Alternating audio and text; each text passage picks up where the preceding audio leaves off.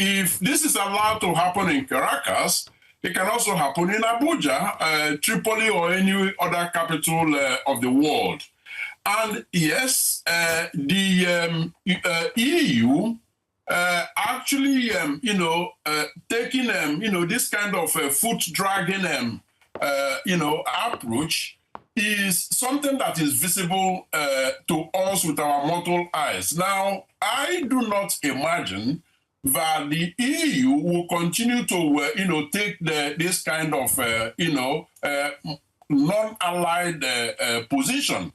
It is untenable because, the European Union has spent the better part of 2 decades building a foreign policy identity around, a simple promise that power should be constrained by law. And that law is international law to which United States and other major nations of the world are signatories to and are obliged to respect that. And, crisis should be resolved through principled multilateralism.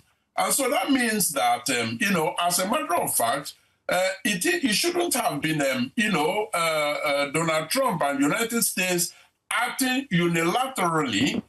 If there were issues, they should have been, tabled before the UN and, something done about it. Now, these are the norms that the European Union, has built over the past, decades. Now, can we imagine that at this time when it matters most, at this time when at their backyard here in Ukraine, they are fighting exactly the same, invasion of a sovereign nation, that the EU can afford to speak from both sides of their mouth.